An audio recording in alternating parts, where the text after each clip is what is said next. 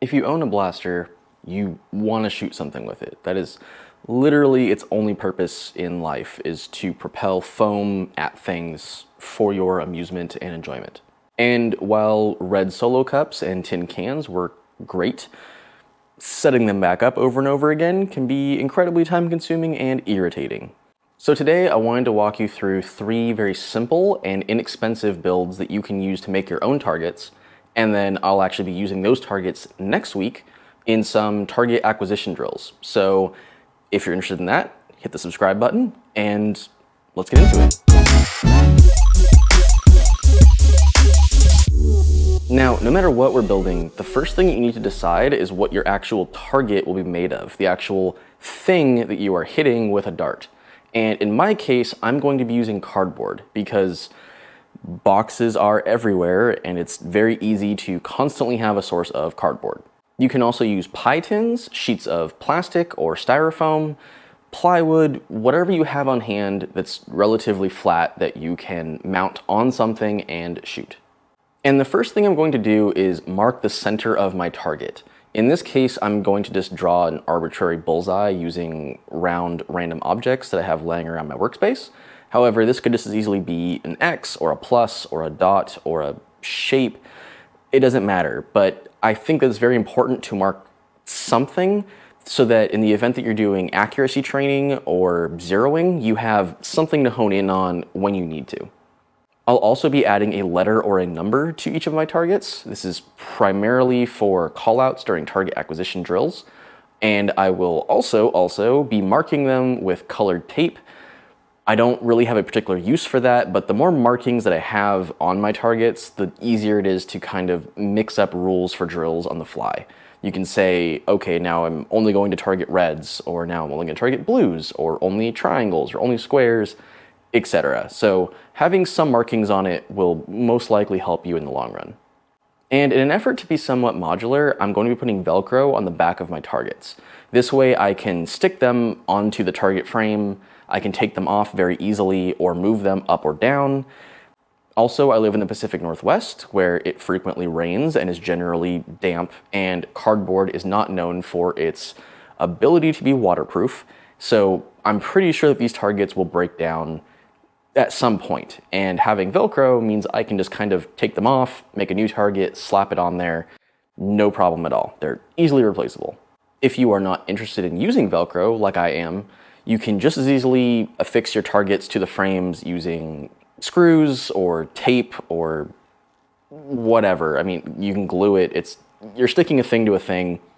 There's lots of ways to stick things to other things.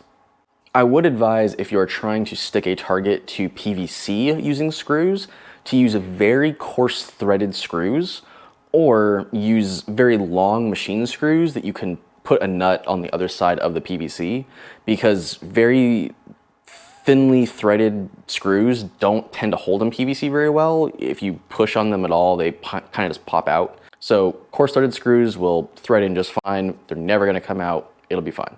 For this first build, I'm going to be using a 1x2 furring strip. And you can get these at Home Depot or Lowe's for usually under $2 for an 8 or 10 foot strip. And I'm just going to cut it in half and make 2 targets out of them for 50 cents a piece. Then on one end of the wood, I'm going to wrap a strip of Velcro around it, whatever the opposite of my target is, so they stick together, obviously. And now I can stick my target to this piece of wood.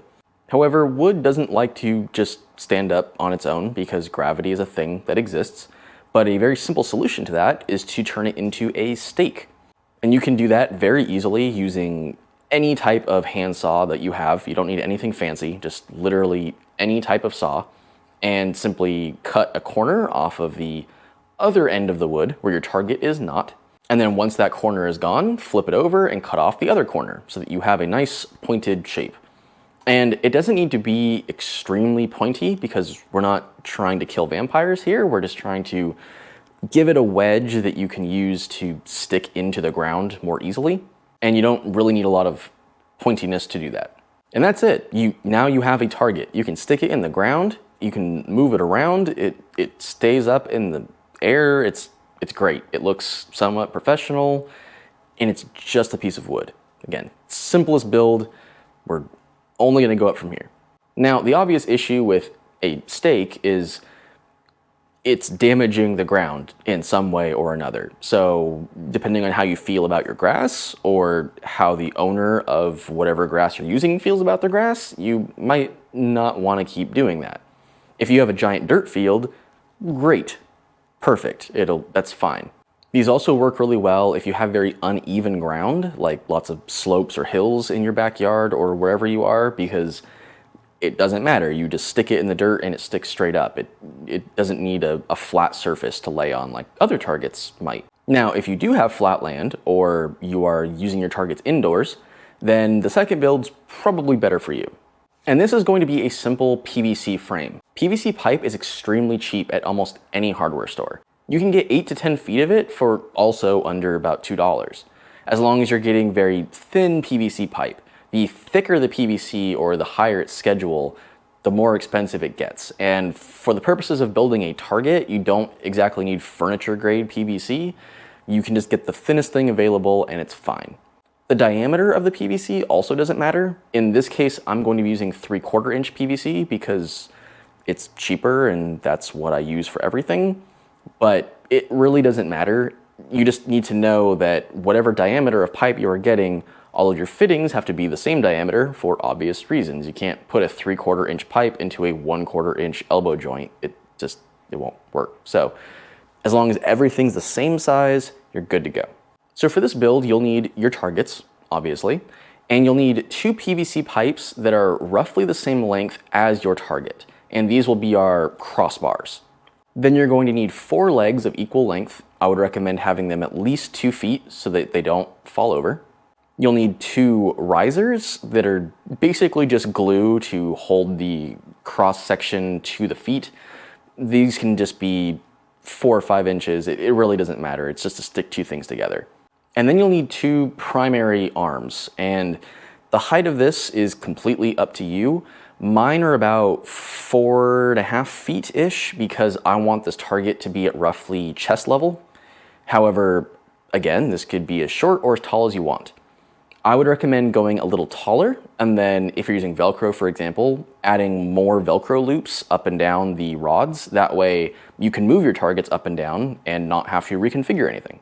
You'll also need 4 T-joints and then 2 elbow joints, at least. If you've never cut PVC pipe before, you can do it very easily with any hand cutting tool. It's really not that hard to cut, especially if you're getting the cheaper, thinner stuff. However, if you're going to be working with PVC a lot, I would strongly recommend getting a PVC cutter because they're like 15 bucks and they make cutting PVC incredibly fast and simple.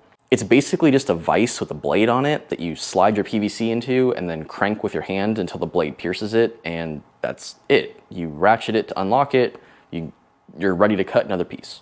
One thing to note with PVC cutters, especially if your blade is getting dull, is that if you're cutting near the end of a pipe, so within maybe 2 inches or so of the edge, you are much more likely to shatter the PVC when you try to cut it.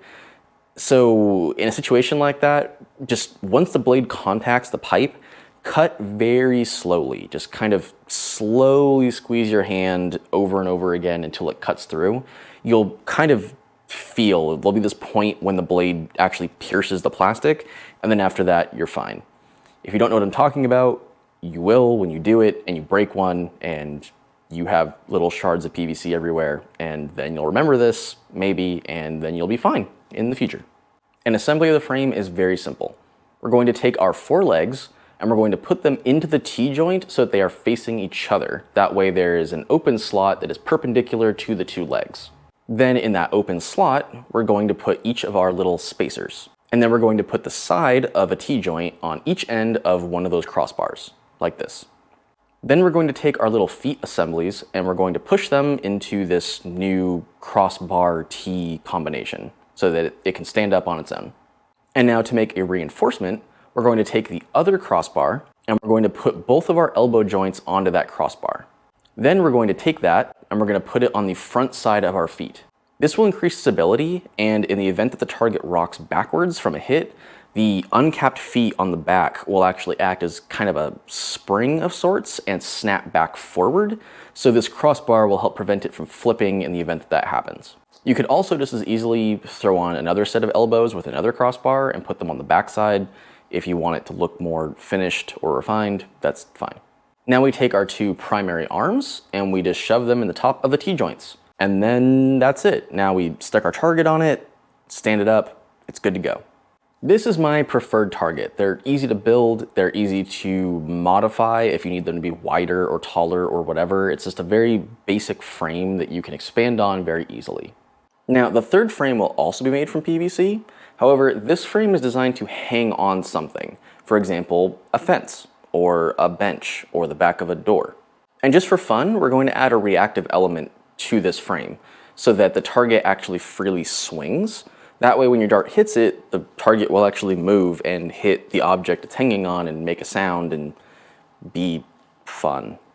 So for this build, we're going to need 8 elbow joints, 4 very short 1.5 or 2-inch pieces of PVC that we're going to use as glue, 2 descenders, which will determine how far away the target is from the top of your hooks.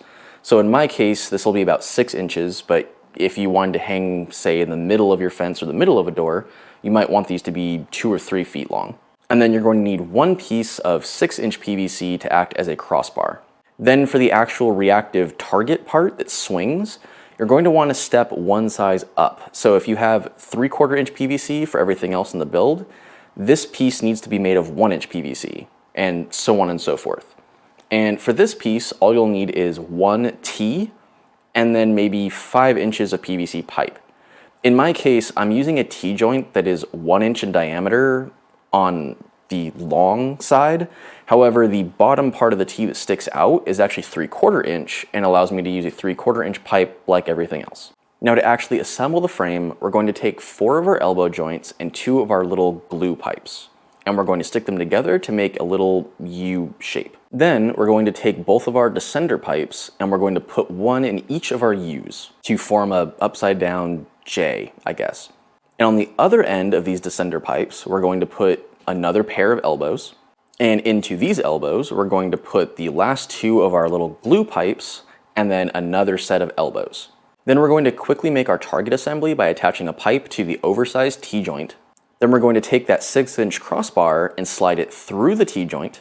And then we're going to attach both sides of our frame to this crossbar so that it looks like this. Now, I put a 1-inch connector on the bottom of my reactive hanging piece. This is mainly for weight to make it swing a bit better and also to make it more of a flush surface for the Velcro to kind of stick against so it's not sticking at an angle. Then you attach your target and you can hang it on a surface and you're good to go. And that's it. Those are 3 very simple frames that you can expand upon and do whatever you want with. You can add all kinds of cool bells and whistles, make them larger, make multiple targets, whatever you want. It's a foundation to build upon to hopefully show you how easy it is to build things like this.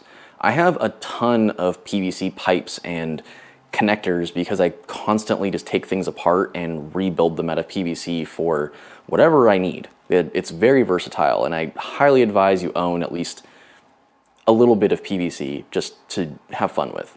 And as I said, next week I'll be doing some reactive target drills using these same targets. So if you're interested in that, subscribe. If you found this video helpful, leave a like, and I will see you next week. Thank you for watching.